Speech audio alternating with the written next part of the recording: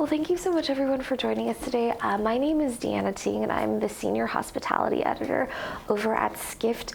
And I'm joined today by Yapstone's Vice President of Product Management, Kasturi Meena Muduludu. Yeah, you got that right. So thanks so much for joining us. So Yapstone, tell us a little bit about Yapstone. What does Yapstone do? Yeah, first off, thank you very much for having me here. I've been enjoying the conference. This is one of the first conferences of this kind, so glad I could make it and spend some time. A little bit about Yapstone. Yapstone, especially in vacation rent industry, is a very well-known brand. We are not a B2C company, and so you might not know much about Yapstone. We are a B2B company. For instance, all the OTAs that you talk about, all the listing sites that you talk about are powered by Yapstone. To give us a sense, we enable VRBO, we enable HomeAway and many such listing sites, including Kigo and Vacasa. We are the biggest payment processor in verticals like rent and vacation rent. Last year, we did 20 billion in transaction processing volume, and our revenues are over 300 million. We are, if we were to include some of our consultants, we're over 600 people and growing strong. We have enjoyed a strong double-digit compounded annual growth year over year for the last few years. And I'm sure most of you know that we are one of the top companies in the Bay Area, and we very recently raised close to $70 million last fall. So that's a little bit about Yapstone. Yeah, yeah, definitely. So, payments, like you said, it's not always sort of at the forefront of when we think about any industry, any sector, to be honest, and especially in the vacation rental space. But it's absolutely essential. I was wondering, how did you sort of find yourself in this space, and what do you like most about the payment sector? That's a great question. Mm-hmm. So I've been in payments for 10 years. Mm-hmm. I joined payments as an engineer. I'm an engineer by training. I started my career as a developer, and of course, grew over the years to lead bigger, bolder teams, both in engineering and then moved into product management. Mm-hmm. Payments is a fascinating space, right? Yes, there is no sexy front-end user interface. There are no cute mobile applications, but there's a lot that it has to solve for. For instance, just to make the problems real, all of the gutsy problems that we have to solve for in the background are when you, as a property owner who owns one or two properties, list your property on HomeAway. Did you ever think about how the partners such as Yapstone, we are the exclusive partner for VRBO and HomeAway, we underwrite you in less than 5 seconds, right? So when we say we underwrite you, have you ever thought of when you go to a bank, even to open a checking account or a savings account, you need to provide a driver's license, you need to show proof of residency to save your own money, by the way, right? In contrast, when you create a quote-unquote merchant account, Yapstone is taking a risk on you. If you wonder how, the moment you receive a booking, Yapstone pays you the money, even before the stay happens. So if you are not a real merchant, guess who takes on the liability for it? Mm-hmm. Yapstone does. Mm-hmm. And Yapstone, by the way, is the only processor that funds in advance of the stay happening for more than 90% of the volume it processes on listing sites such as HomeAway. Airbnb, as most of you know, does not, right? It's about the risk technology. It is about the technology to know the seller, to know the buyer, and establish that trust and safety by providing the best of the experiences both to the seller as well as the buyer with as little friction as possible.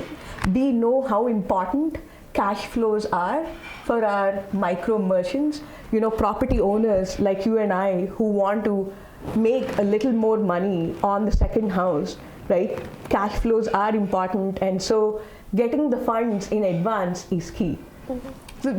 And also these marketplaces, as you know, for instance, we were having a keynote on New Zealand properties. Marketplaces, given that we service marketplaces, they are not for any one geography. When you think of getting to know the seller within 5 seconds, not just in US where you have a phenomenal digital fingerprint with just as little as email or phone, the moment you go to a country, you step outside of US, just going to Europe, it's hard. Now you step outside of US and Europe, it is a whole another ballgame. Right. So how do you enable it across all geographies?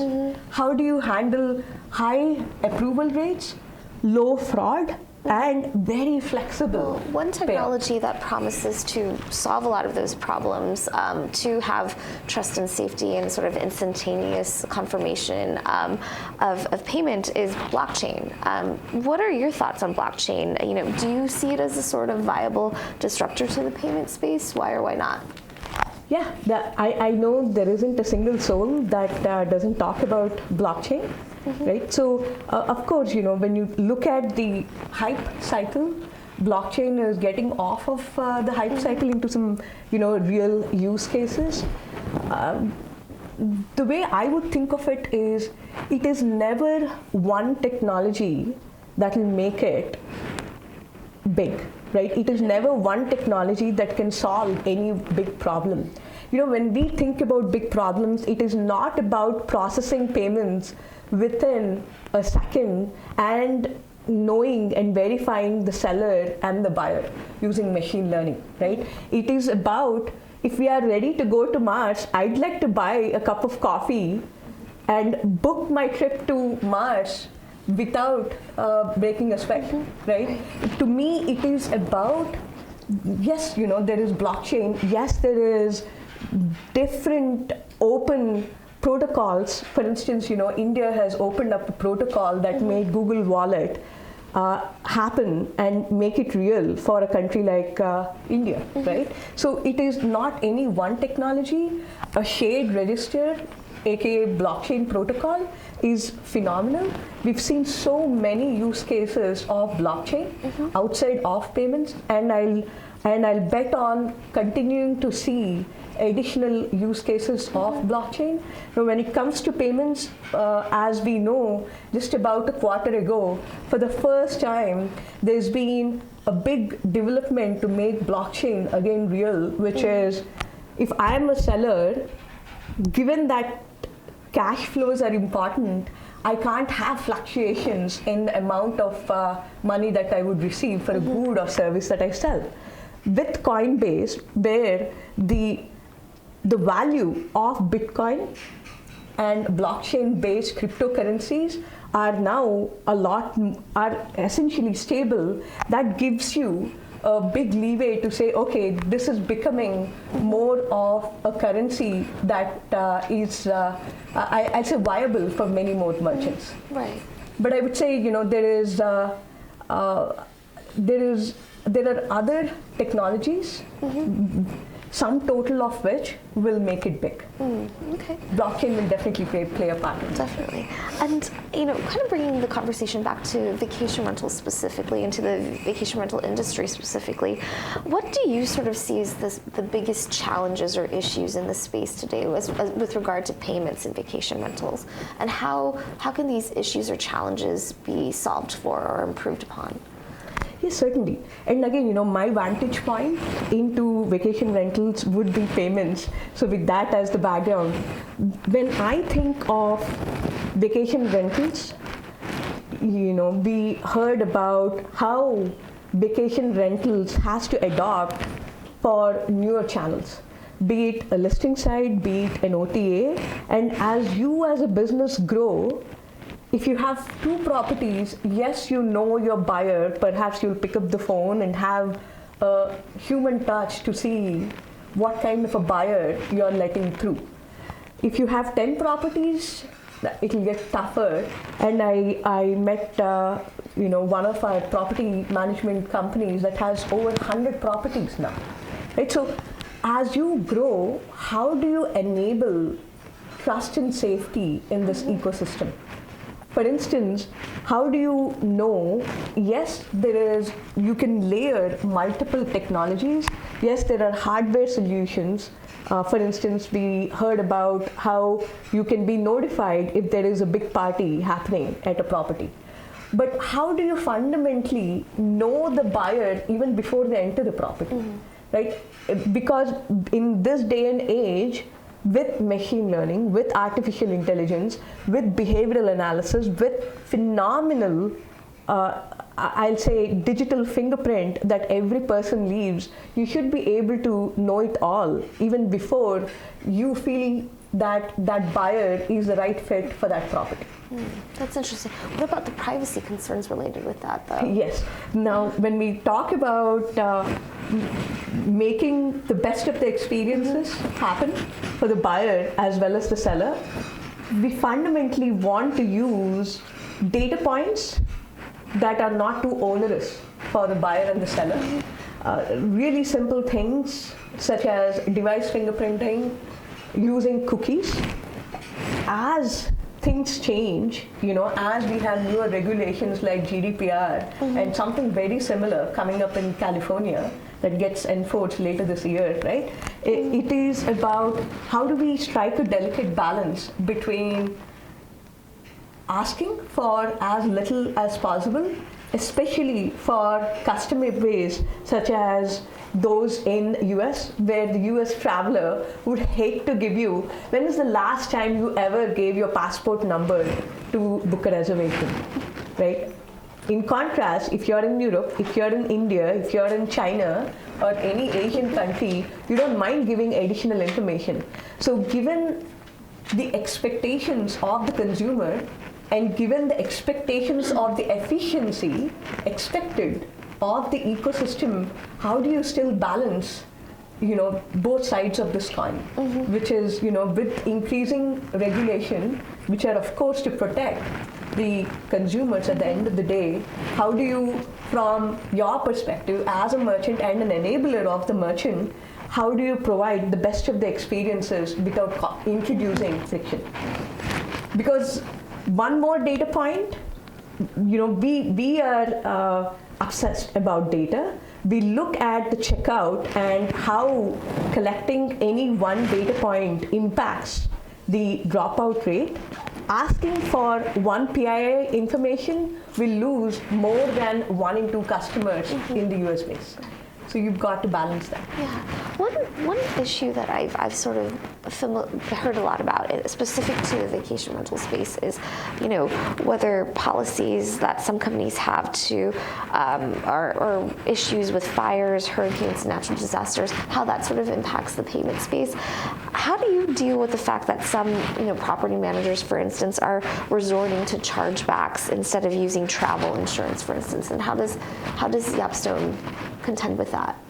Yeah, that's again a great question. Like I was sharing, Yapstone is one of the fewer, I believe we are the only payment processor, for that matter, that disperse funds or settle with our merchants right after the booking versus waiting till the check-in happens, till the stay happens. And what that translates to is we have exposure, because if there is a hurricane, which by the way we did have hurricanes in south of our country, and it was devastating, right? Because the property owners had to manage the damages to the property. Of course, the stays couldn't happen. Of course, there were some travelers that were canceling the stays, and other travelers who were charging it back if they didn't get the refund in time.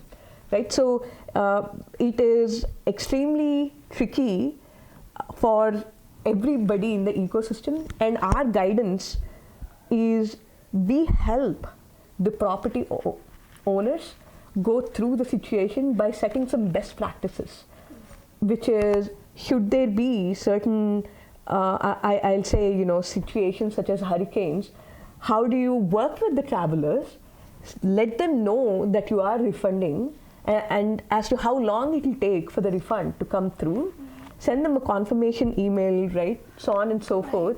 And also, if there are chargebacks, then, which they were, right, the chargebacks, service-related chargebacks more than doubled for that specific area in that quarter.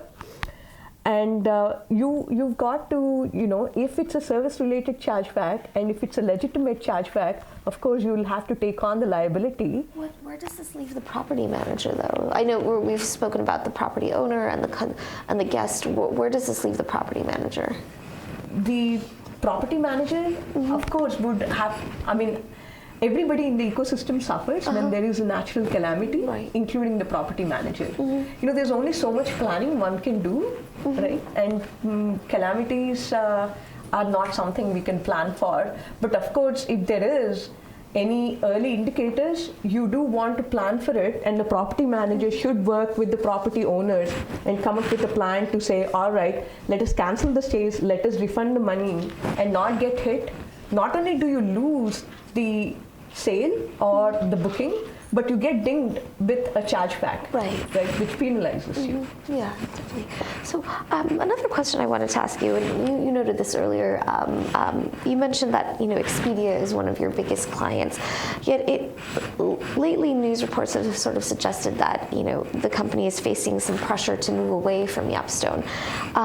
What are your thoughts on that, and how does Yapstone, in your opinion, really approach retaining its relationships with platforms like Expedia? Yes, certainly. I would say there is something to be said about the maturity model.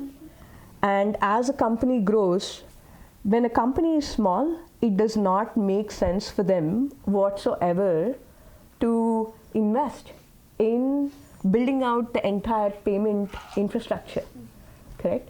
Just to give us a sense and appreciate what it takes to build payment infrastructure, if you're a merchant, let's say you're a Walmart and you want to go online, it's a huge effort just to build the website, hook it up into your backend so that you can process the payments, not to mention, all of the, I'll say, shipments, what have you, all of that is complex. Managing fraud is complex, buyer fraud is complex. The moment you look at a marketplace, the complexity increases by several fold because you're no longer having to work with just the buyers who are unknown to you. There are sellers who are also unknown. So how do you make sure that you get the maximum number of sellers, the maximum number of buyers, and do so as quickly as possible in ways that are optimal for them? So there are compliance challenges, there are risk challenges, there are payment operations that need to be optimized, not in one country, but several countries. Now, as the company grows, and this is typical of any marketplace, right? As the company grows, it tries to bring in some of the technology in-house, right? So that it can take advantage of economies of scale.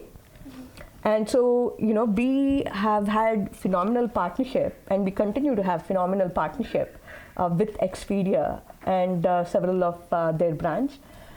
So we look at it as how do we continue to enable our partnership through newer modes. Right. Do those newer modes sort of also include an evolution of the types of products that you offer or the services that you offer? Yes, most Can you tell me a little bit about that? Like, where do you sort of see Yapstone evolving its products going forward? Yeah, for instance, given that we are one of the unique providers that can disperse funds to the sellers right after the booking happens, it follows that should there be a refund, which, by the way, there are a lot of refunds in our travel industry, over 10%, right, which is closer to 20%, right? And of course, there are chargebacks. If we were to disperse the funds before the stay happens, we also need the ability to pull the funds from the seller's bank accounts, right, from the property owners or the property management company's bank accounts, whoever is working with a company like HomeAway and BRBO. There are no players in the market that can offer it, especially in Europe, where, as most of us know, there is a requirement to get a consent, aka mandate, from the micro merchant or the seller.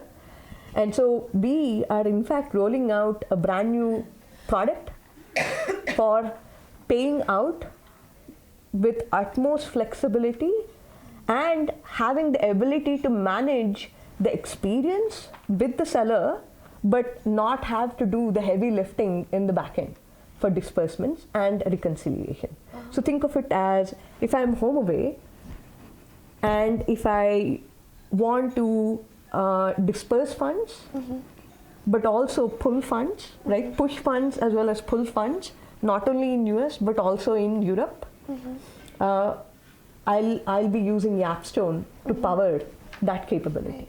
Right. Well, my logical thought is that going to lead to a lot of pissed off vacation rental property managers, or will people be upset? For whoever is working with HomeAway. So HomeAway, we or our partners are not there to cut any of the key players in the ecosystem, because every player, I mean, Yapstone, by definition, our business is driven by channel partners. So of course we value the channel partners. While I can't speak for HomeAway, from what I know, they value their channel partners as well.